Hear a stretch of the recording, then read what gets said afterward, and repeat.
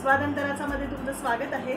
उद्या आहे वटपौर्णिमा। याच वटपौर्णिमेला बायका उपवास करतात। तर याच उपवासाची रेसिपी मी काल तुम्हाला दाखवलेली आहे, ती म्हणजे उपवासाची भाजणी।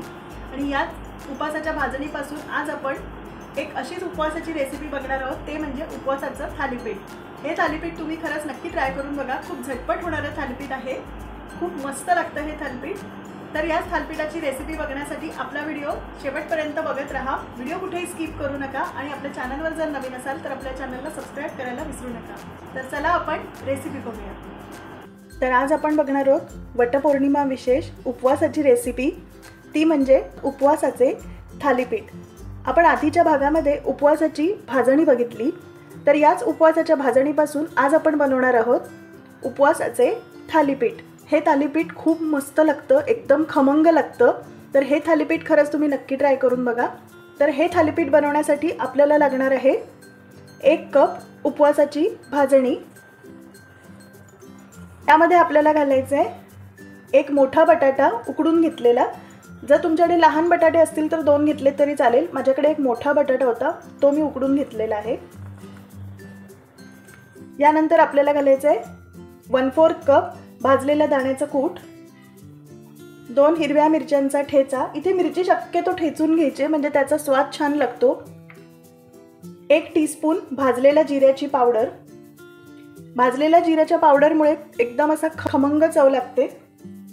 आणि 2 टीस्पून जिरं। इथे आपण जिऱ्याची पावडर पण घालणार आहोत आणि जिरं सुद्धा घालणार आहोत। हे दोन्ही घातल्यामुळे खूप मस्त टेस्ट येते। तर यामध्ये आपण घालणार आहोत 2 टीस्पून जिरं। आता आपल्याला हे सर्व मळून घ्यायचंय। इथे तुम्हाला जर हवं असेल तर तुम्ही ओलं खरवडलेलं खोबरं सुद्धा घालू शकता, किंवा जर काही जण उपवासाला लाल मिरची पावडर खातात तर ते खात असतील तरी घालू शकता। काही जण उपवासाला कोथिंबीर खातात, तर त्यांनी कोथिंबीर घातली तरी छान लागेल। हे तुम्ही एरवी सुद्धा करू शकता, असं नाही की उपवास असल्यावरच आपण खाल्लं पाहिजे। उपवास नसताना सुद्धा आपण हे खाऊ शकतो। मस्त लागतं हे थालीपीठ। आपण ही जी घरगुती भाजणी बनवली ही खूपच मस्त लागते, एकदम टेस्टी लागते। इथे जर तुम्हाला बटाटा नको असेल तर तुम्ही नाही घातला तरी चालेल, पण बटाट्यामुळे खूप मस्त चव येते। पण ह्या बटाट्यामध्येच पूर्ण ही भाजणी अशी भिजवून घेतोय। आपल्याला इथे कुठेही पाण्याचा वापर आपण इथे केलेला नाहीये। आपण इथे मीठ घालायला विसरलोय, ते आपण आता मीठ घालूया। चवीनुसार मीठ घालायचंय।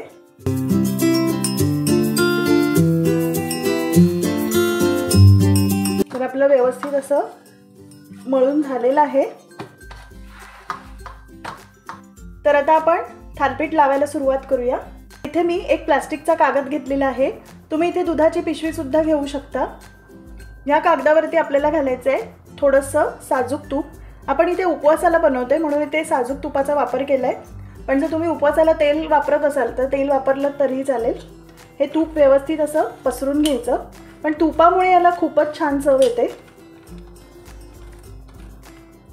आता आपण इथे एक गोळा घ्यायचा आहे।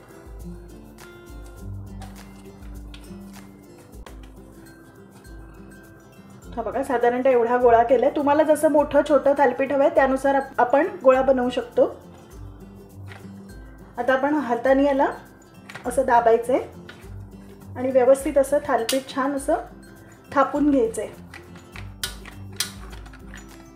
हे थालीपीठ दह्याबरोबर, उपवासाची दाण्याची चटणी बरोबर खूप छान लागतं। दह्याबरोबर तर अप्रतिम लागतं। आणि उपवासाची भाजणी ही अतिशय पौष्टिक आहे।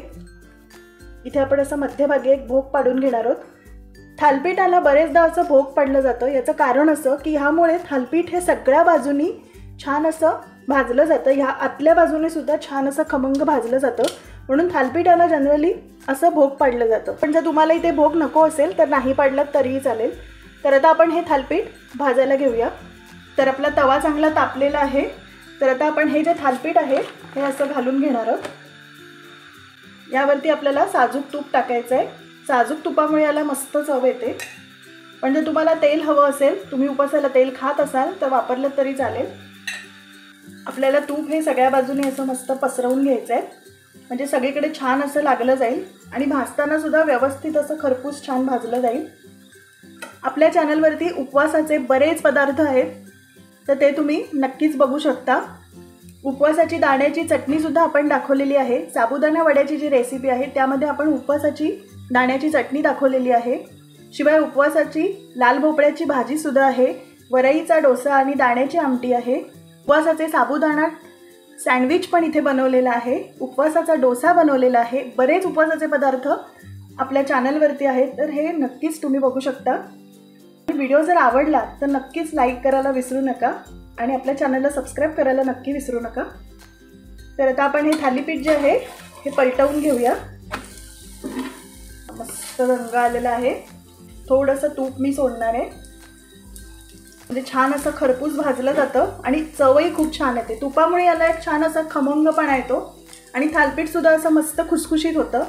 हे उपवासाचं थालीपीठ खूप मस्त लागतं। आपण जी उपवासाची भाजणी बनवली आहे ती खूप खमंग झालेली आहे। तर आता आपलं हे थालीपीठ झालंय का बघूया, हे पलटवून घेऊया। हे बघा मस्त असं खमंग झालेलं आहे, छान असा खरपूस रंग आलेला आहे आपल्या थालीपीठाला। तर आता आपलं हे थालीपीठ छान असं झालेलं आहे। हे थालीपीठ खरंच खूप मस्त लागतं, खरंच तुम्ही नक्की ट्राय करून बघा। आणि आपण ही उपवासाची जी भाजणी बनवली अगदी घरी बनवली, मिक्सरवरती बनवलेली आहे, खूप अप्रतिम लागते। तर आता आपलं हे थालीपीठ झालेलं आहे, आता आपण हे काढून घेऊया।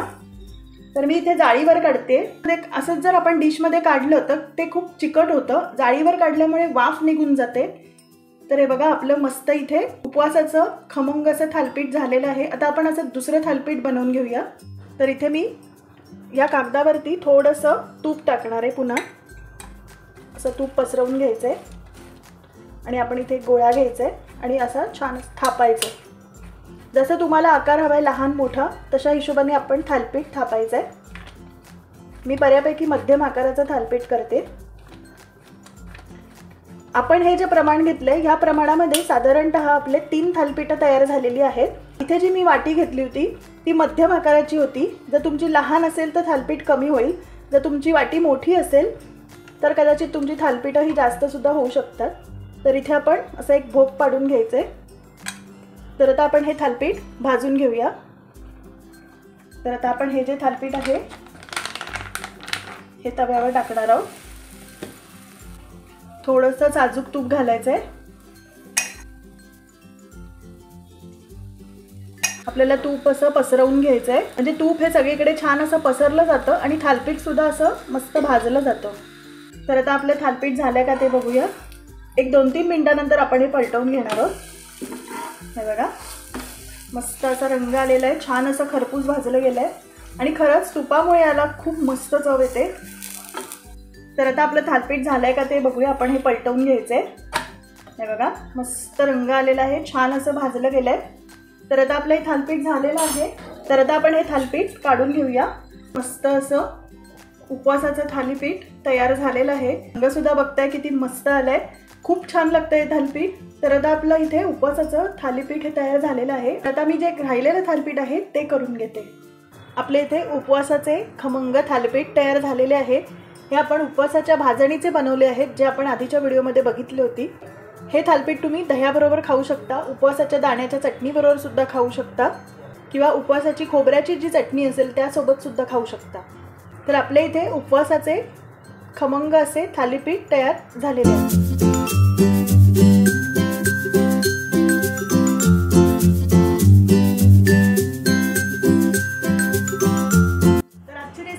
कशी वाटली हे मला कमेंट करून नक्की सांगा। त्यासाठी आपला व्हिडिओ लाईक करा, शेअर करा आणि आपल्या चॅनलला सबस्क्राइब करायला विसरू नका आणि बेल आयकॉनचं बटन दाबायला विसरू नका, म्हणजे तुम्हाला नवीन व्हिडिओज हे बघायला मिळतील। चला मग भेटू आपण आपल्या नेक्स्ट व्हिडिओमध्ये एका नवीन रेसिपीसह। तर डिश तुमची डिश आमची। नमस्कार।